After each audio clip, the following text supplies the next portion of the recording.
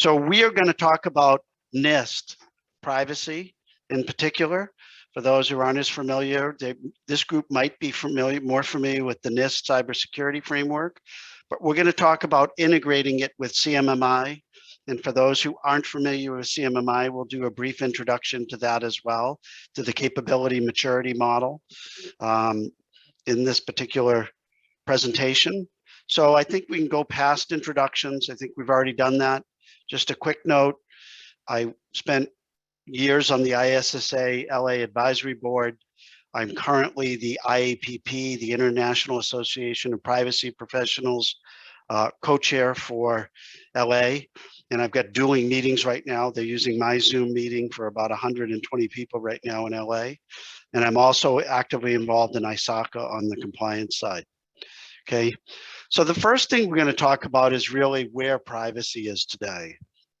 Our view of privacy is that it's pretty much a mess. There is so much digital information from a privacy standpoint that qualifies today as PII or consumer information that it's very, very difficult to get for most entities to get around it. The legislation on it is all over the board. You've got originally CCPA in California that became CPRA, which passed but is not in force yet. You have India looking to pass new laws. Brazil passed a law. You have China making all sorts of noise on privacy, but I will raise great skepticism on what China is or will do with privacy there, but they're talking a great deal. So we're dealing in privacy, in my opinion, it's about 10 years behind where the cybersecurity market is. And that's a swag, but a reasonable swag. It's a fairly immature market. The offerings are fairly fragmented. They're fairly incomplete. The largest company in this market is heavily VC funded and burning cash like it's a trash fire. So it's interesting. Now, COVID, everyone knows COVID has done crazy things to the world.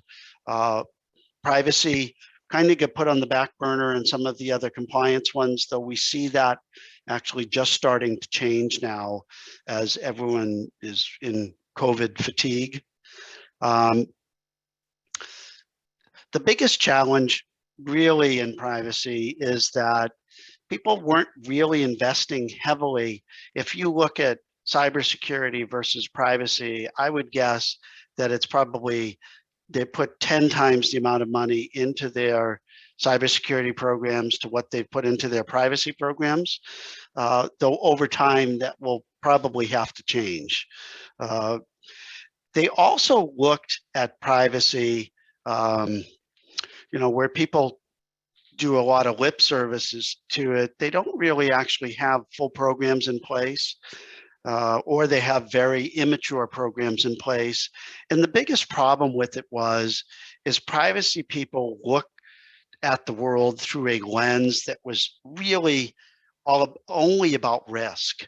And they didn't really look at value of the programs, but solely looked at risk. Now, risk is clearly important, but risk is not a be-all, end-all.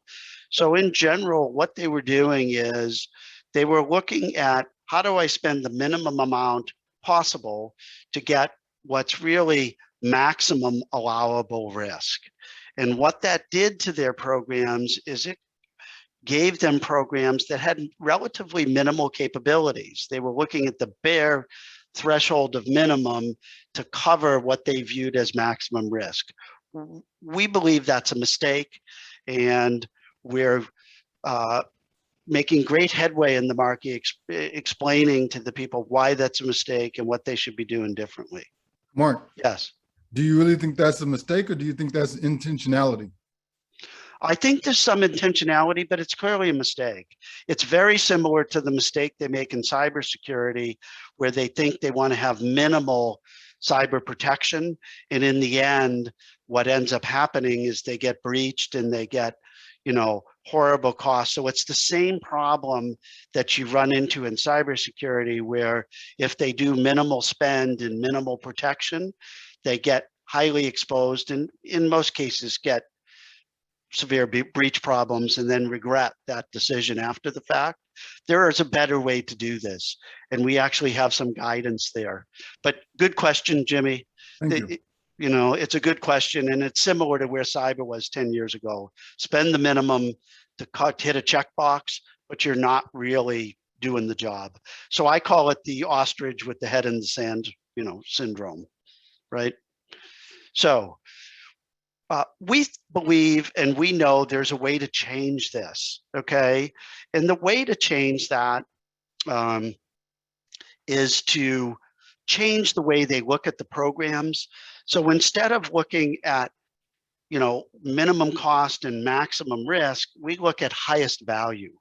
Now, the way you get highest value is maximize your capabilities and minimize your risk. The challenge with that is that in order to do that, you need a way to measure the programs, and you need a way to have actionable measurement of that programs on how to improve that. Now, interestingly enough, NIST is, I'm a huge fan of NIST. I used NIST Cybersecurity Framework as a tool to help clients put in quality cybersecurity programs, and I was a huge fan of NIST.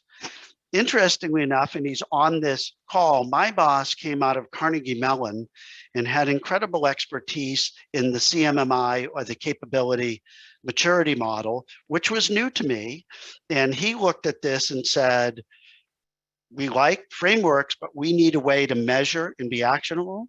So he suggested we integrate with the CMMI model. And we did that. It is the first time it's been done.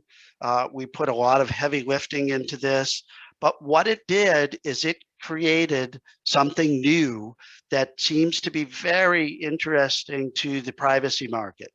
And it's new way to look at the world and a new way to look at their programs, okay? So we picked the NIST Privacy Program because we looked at the NIST Cybersecurity Framework, and privacy is overlapping and adjacent. We both know compliance and security are not the same thing. I'm speaking to an ISSA group. I'm preaching to the choir on that one, I believe, but they clearly are not the same thing. And our view, but the NIST Cybersecurity Framework has such great adoption. Numbers I've seen were probably that they publish are something in excess of 50% in North America, that we felt that the NIST Privacy Framework was the right horse to ride. Now, it is early in its adoption, and we actually have played Don Quixote driving this out all across the country with this presentation to get people to adopt the NIST Privacy Framework. So people ask, well, you know, does UST make a difference? And the reality is most people have no idea who or what we are. So I'm going to do a little UST plug here, but it will explain to you why we do make a difference when we go to drive this out into the market based upon our size and reach. We've had an ability to make a difference in the market on this. And that is, we're kind of one of these large entities that most people have no idea who we are. We have about 26,000 employees. Our goal is to hire 10,000 people in the next year. And I know that's a crazy goal, but that's the goal, a stated goal from the corporation. And we're in all of the markets heavily with the entities that are carrying PII data, financial services, healthcare, retail, et cetera.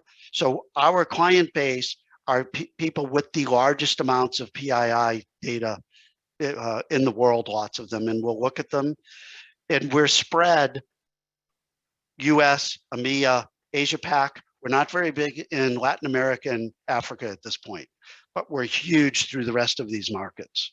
So when we start going out and pushing this, I've got a small army as a company that brings us around the world, not just domestically. Okay, and when you look at the who's who of it, we have some of the largest PII companies in the world. We're also going to make R. Lee happy here when I explain something else we're doing.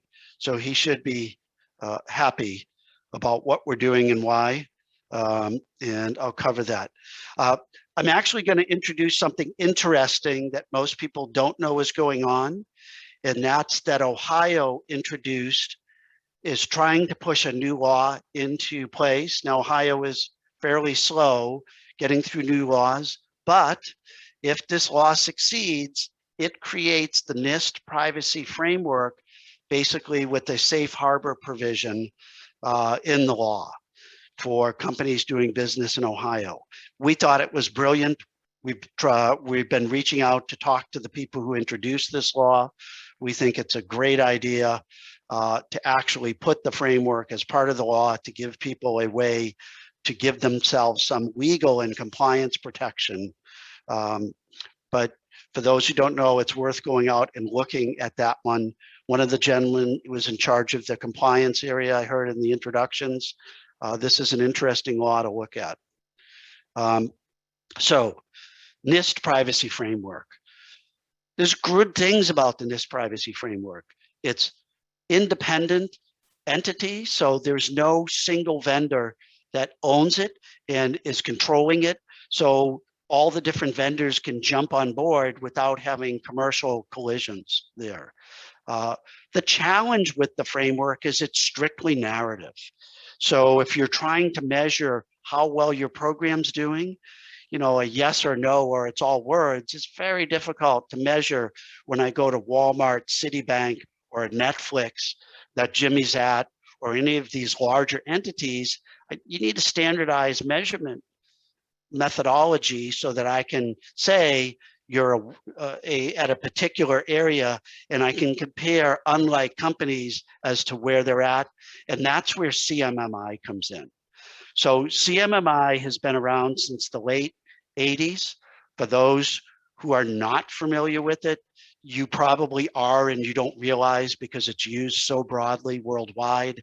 It is a value-based versus risk-based methodology, and it is a numeric scoring methodology. So you have a yardstick or a measurement ability to say where your program is today, if you make changes, where your program has moved to. So it is incredibly useful in project management, IT management, and measuring where your programs are.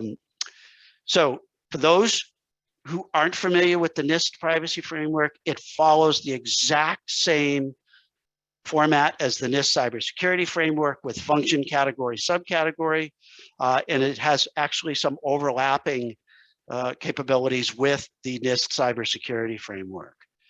CMMI, and as I said, if you weren't familiar with it, you're probably familiar with this stair-step measurement of the 1 to 5 numeric measurement capability, is the ability to take your program and measure, am I in initial stages, managed, defined, quantitatively managed, or optimized?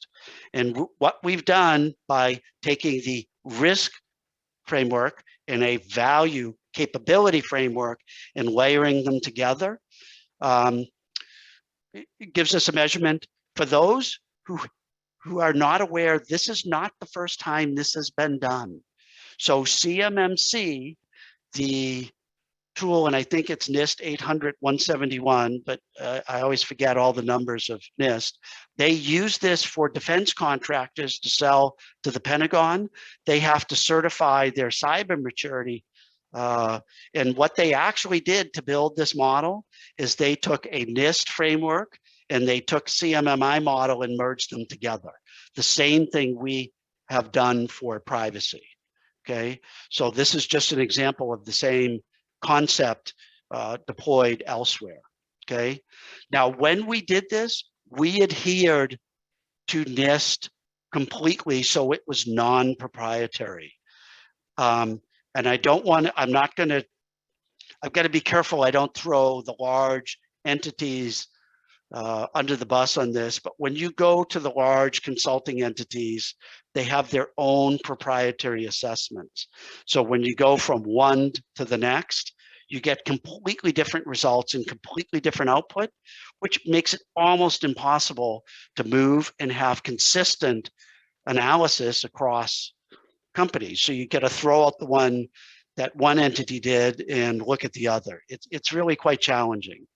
When we did that, we layered the CMMI model at initial, managed, defined, quantitative, or optimized at the individual subcategory level for NIST. So it takes the individual level, explodes it out. For the privacy side, I believe it's 863 capabilities in this first phase of it. But it will change over time as we get more input and modification. This will enhance over time and clarify, okay? So this is actually what it looks like, okay?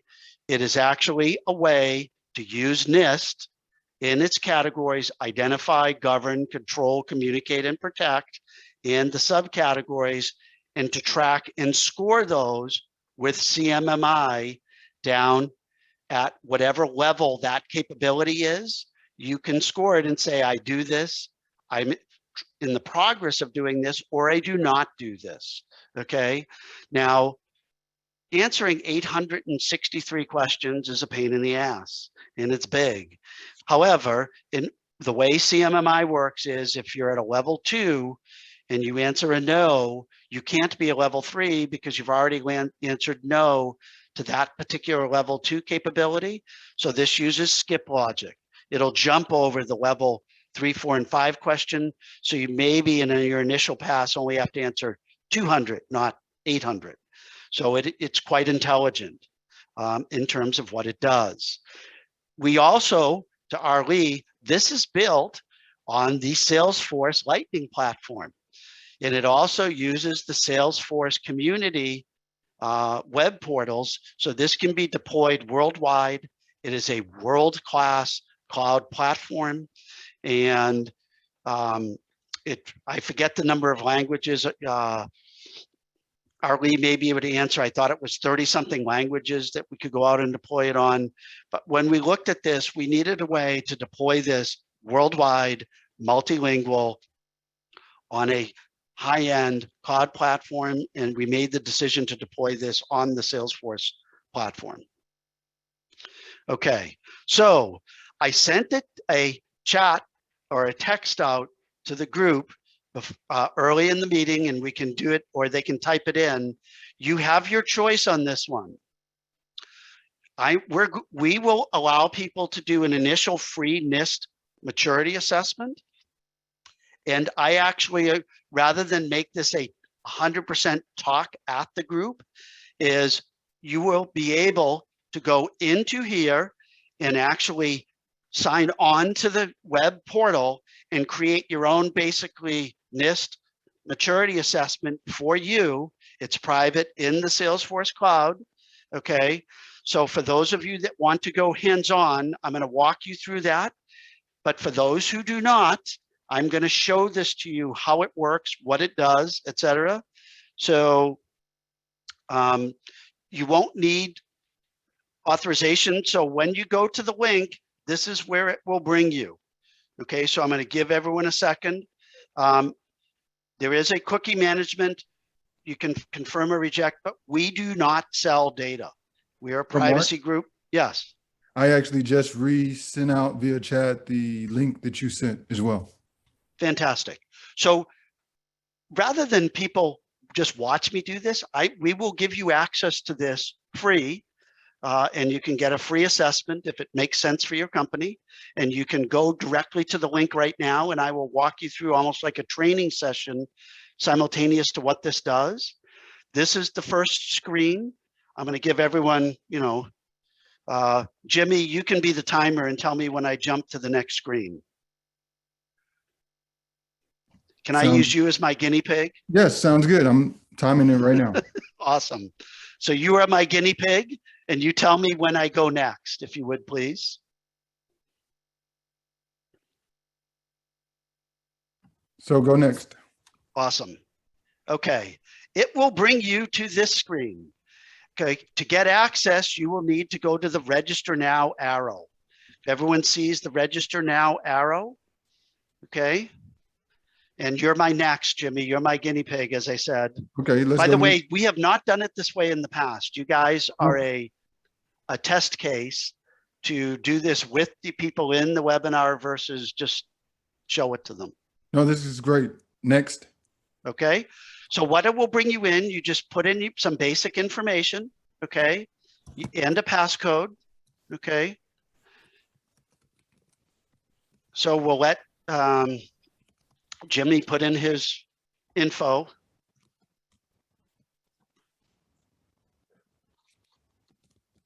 Why do you need our phone numbers? If you don't put it in, it's okay. It'll accept it without the phone number. Perfect. Okay.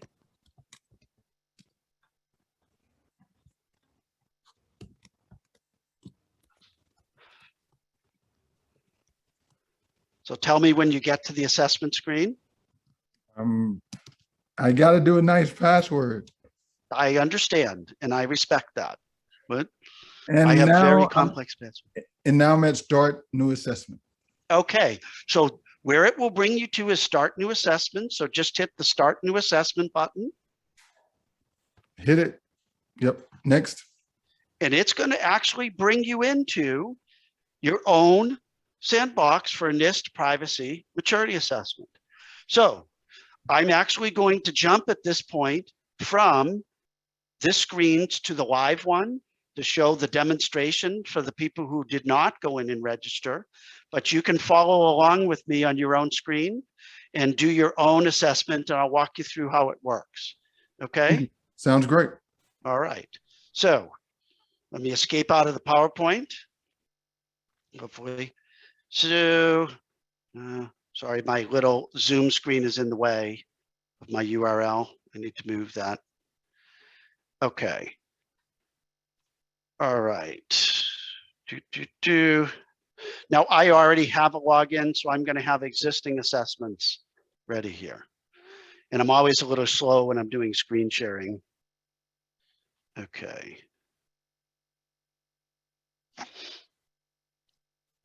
Now I'm also in a more advanced portal. So you're in a lockdown, minimized portal with the assessment, but I am in what's called, to our Lee side, a Community Plus portal on my side. Okay. So I have some other things that I will show you after.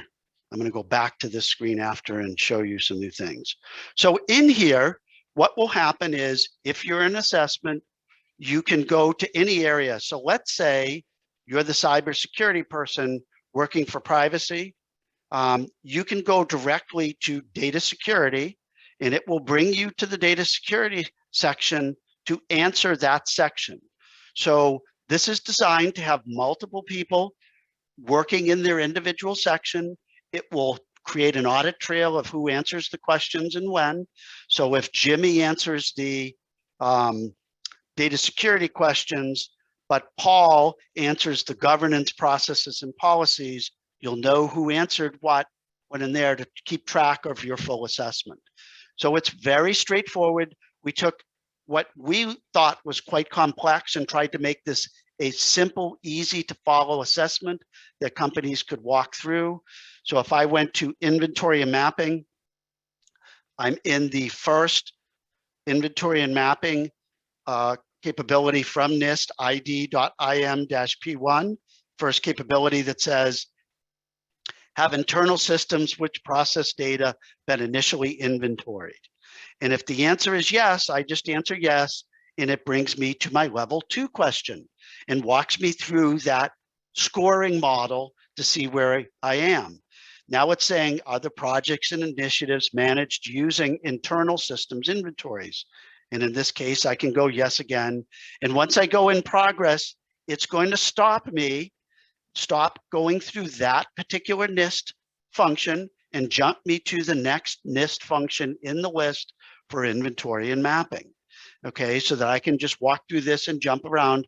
Now, I'm not limited here on a single assessment. So if I want to assess by division, so Jimmy's the DVD division versus the online streaming. They can do separate assessments for their privacy tracking, or they can do joint ones.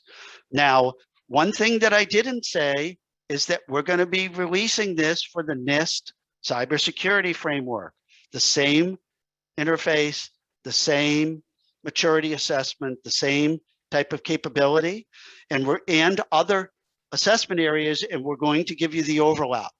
So right now, this is the first one we released that people can go through and use.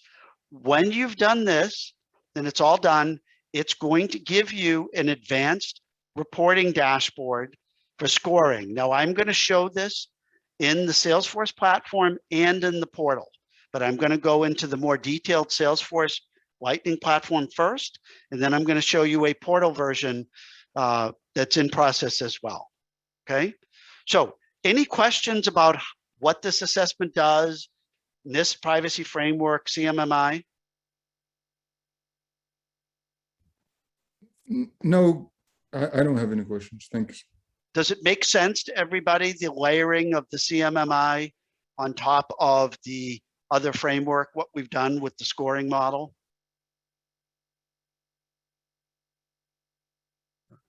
Okay, so I hate about online crickets. I can't pull somebody out of the audience and grab them. It's a bummer. Okay, so I'm going to pick up. I have an existing assessment example out here that was completed. And in this particular example, it'll show me for all the control objectives, how many of them are initial, how many are managed, defined, or optimized. Now, this actually is just as a dashboard. So it actually has all of the underlying detail for you to be able to go out and look at the supporting detail of what the answers were, what the scores are, and it's really designed to create a system that you can then go out there and use to assess where do we most need to make changes, where are we struggling the most. Okay, so it'll start grouping all of the areas that I have not really touched in the NIST assessment that I'm a level 1, 2, 3, or 4. Now, we are also adding to this a tracking mechanism that the assessment is the initial one, but then you have your gaps identification, gap remediation, and to do this in a continuous cycle of improvement.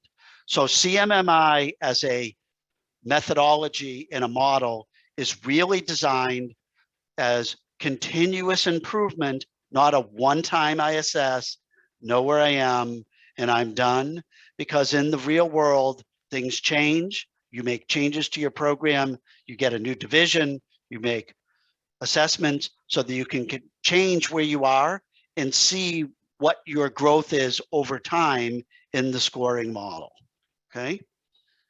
So it is designed to actually be a way for you to monitor, assess. So now when somebody comes and asks, where is your program today?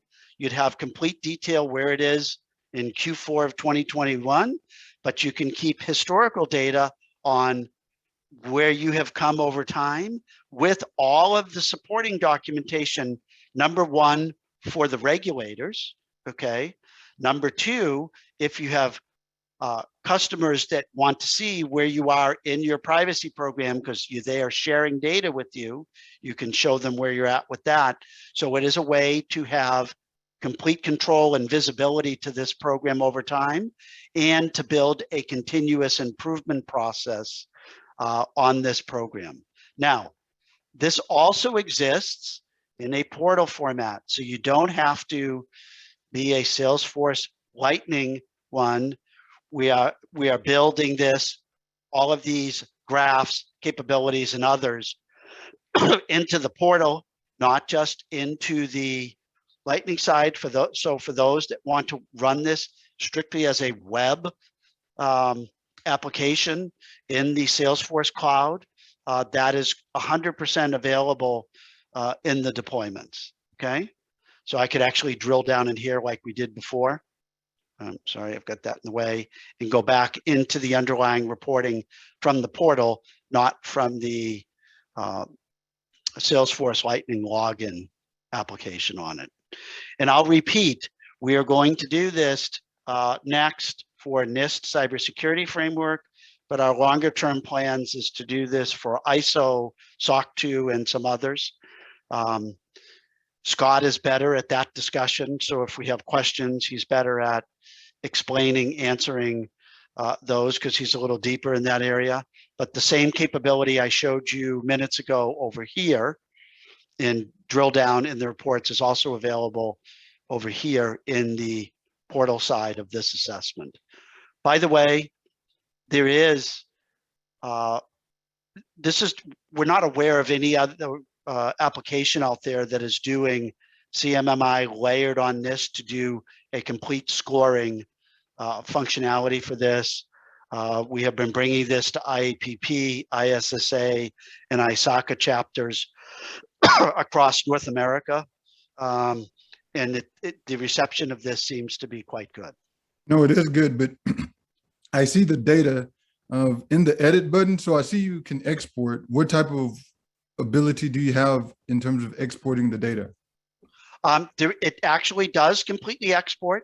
So if you look up in the top right-hand corner, I can click on an export and I can push this data out, standard Salesforce capabilities into, oops, I think I've only got this, Excel or different formats. So yes, this format can be pushed externally if you want to export this out using the standard Salesforce export. I thought there was a secondary, there we go. So there is secondary formats available here. There are, for people who are Salesforce clients, you can embed this into your existing Salesforce application and have a more robust underlying environment. For ones that just want to be the portal, the portals are very, very good and very functional, but they're not a full Salesforce deployment. Thank you, Mark. Did that help? Yes, that was perfect. Thank you. You're welcome. So I went fairly fast on this, but I gave the people access. I'm curious on this one. Do you have the ability, I can look afterwards on the poll, how many people actually put their hands on and tried it? I know Jimmy did because he was my guinea pig. I'd like the rest of the group to go to questions and speak up to see if anybody else got a chance to put their hands on it. So R raised his hand. R. Lee. Do you recognize the Salesforce interface, R? I did. And I'm playing with it now. I like this idea. I'm just kind of, I like it so far. Honestly, Salesforce could use this. We do the free assessments. I'm thinking over here. It's in your own platform. It works really well, and this is really cutting edge material. So, and Paul, it's a great way particularly for Salesforce. This leads directly in to some of the really unique characteristics that the Salesforce Lightning platform provides around embedded privacy attributes. And so part of the reason why we really like the Salesforce Lightning platform is the really rich support that the Lightning platform natively has for being able to set privacy attributes at the data element level during the build out of the data model. It provides for some really advanced capabilities around compliance automation, and we're big fans of it. My view is, and it's a really interesting view, that you can actually effectively retrofit privacy by design if you're in a Salesforce platform, because we can actually go down and assign the attributes down at the data level. Scott's better at it, but it feels like privacy by design retrofitted, which is virtually impossible in most platforms, except for Salesforce that we've seen. So it's quite unique. Thank you, Mark. So we're officially in the question section, so I can put up the question screen. You can just reach out to me via email with any other questions that come to mind on this. We are trying to get people. So this is the part where I cancel the recording so that people, if that way people can be off the record, I guess. Unless, do you have a few gotchas or things that you want officially to be recorded, Mark? No, I think we're in pretty good shape here. I'm not worried about them to be officially recorded. I think that, we're on this assessment technology. We are trying to lead the world to using the NIST privacy assessment with the CMMI scoring model, the way CMMC was done, because we believe it leads them to a value-based approach where they will get a high quality program that isn't just designed to spend the least amount and maximize risk, but is designed to give them the best program that they can put together, and they can evaluate it and know this capability for us is not that important, but this other one is. Measure it, track it, control it. It's a whole different way of measuring the program. And how do you see the pitch going towards non-government West Coast companies to embrace this? Well, if you're in California and you've got all that California data, your liability under CCPA and CPRA, when the Attorney General starts to get nasty, you're going to want to have a defensible privacy program in place. And what is better than a NIST one? NIST is respected. People believe in NIST. They like NIST. Ohio may make it a standard. I would vote for a national law, but right now we are just this mess with their all individual state laws. But you're saying West Coast in California with the number of consumers a Netflix or any of these other ones would have, your liability is quite large actually. And I would want a defensible program that I could hold up and say, wait a minute, I'm doing all of this. I measure my program, I track it, I'm improving it. You'd be a bad target if you could do that. Most people can't. Hey, thank you. Right? Thank you. You're welcome. So I think this is a great thing to do for NIST cybersecurity. What does the group think of that?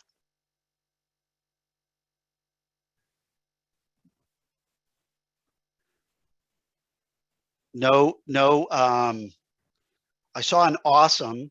So we're going to deliver this same type of measurement capability, this same type of interface for a NIST cybersecurity framework with the capability matrix layered in, okay?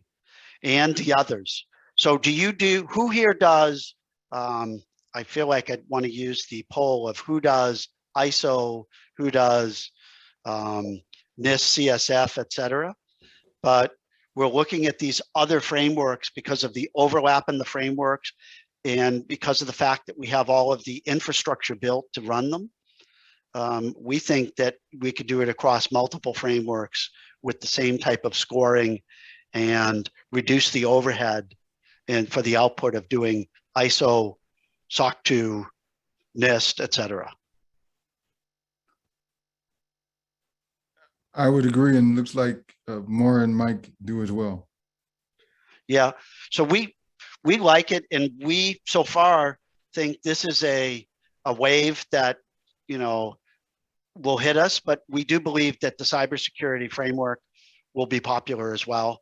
I'm not yet ready for that one, but Scott's hot and heavy with the development teams on getting that done right now. He's promising me we're going to show it at the IAPP or some of it at the IAPP conference next week. That's why I'm muted right now, Mark, because I'm just finishing it up.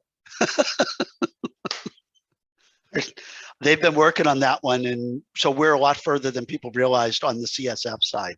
I'm a privacy security guy, Jimmy. I get a foot at each camp and have for years. And because of that, I kind of try to get the compliance security stuff, but I'm a huge NIST CSF fan. I don't know if you are, but I am. It helped my clients to have a program. No, and that's when I sent the the meeting link for the conference, October 26th and 27th, the Cyber Trust. Yep, NIST plays a big part in that conference as well. I did not know that. And that's why, to me, what you're talking about would be very in line with what's being presented at that conference, because it's trying to help out small local businesses and cities to come up with a comprehensive standard. And NIST is generally, especially from an American standpoint, a nice comprehensive standard. So that's the smart cities one? Yes. Okay, hold on. I had to go back in the chat because I was focused on the dog and pony here.